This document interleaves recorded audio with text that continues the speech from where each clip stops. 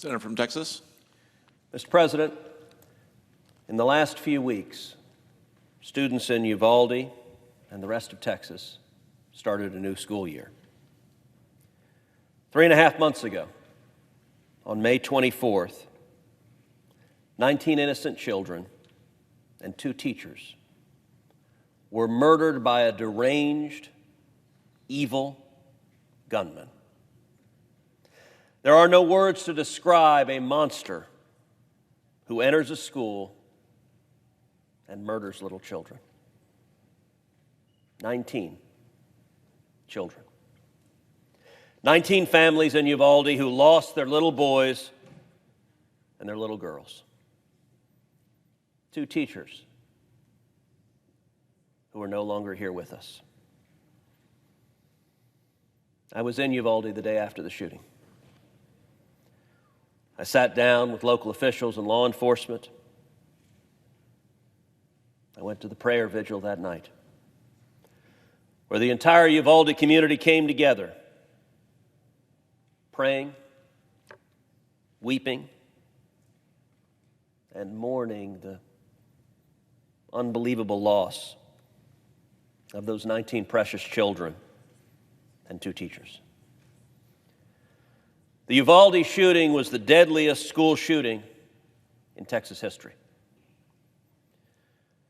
Before that,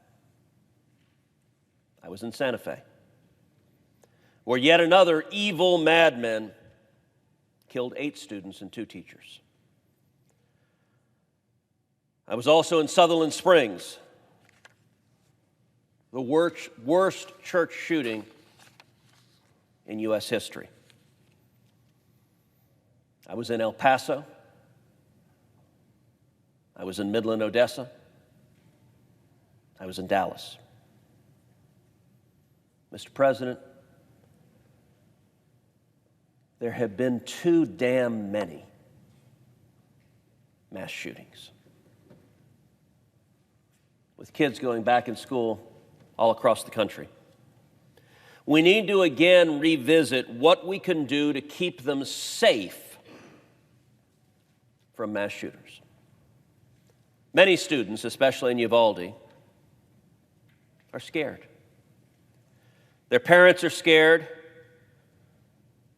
and they've expressed concerns that the security measures at schools in Uvalde haven't improved enough to make them feel safe. Today, I want to put forth 2 bills that would address this problem. Inevitably, when a mass murder occurs, Democrats in this chamber and the media implore Congress, do something. Well, in just a moment, the Senate can do something. The first bill I'm going to ask this body to pass is the Secure Our Schools Act, which would spend unused COVID education funds on hiring police officers in schools and hiring school-based mental health professionals.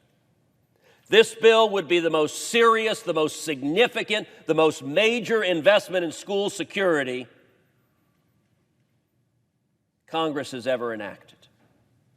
This bill would double the number of police officers on campus. So if, God forbid, the next deranged madman shows up trying to commit murder, before that madman gets into the school, into the classroom,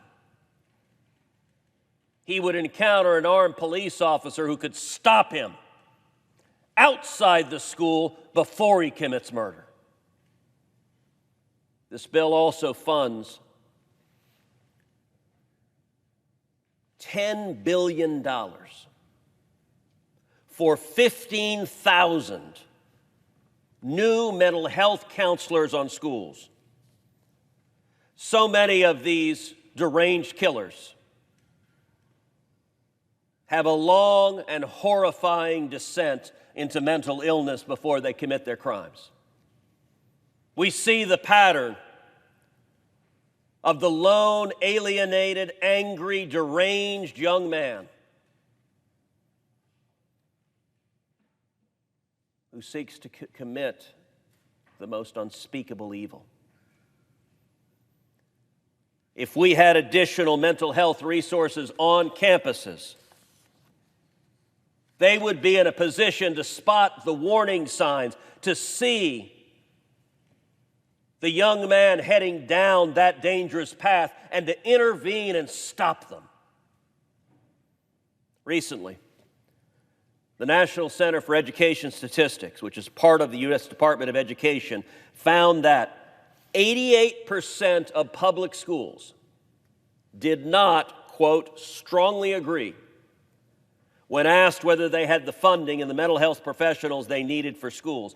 88% said we need more mental health professionals in schools and more funding to hire them.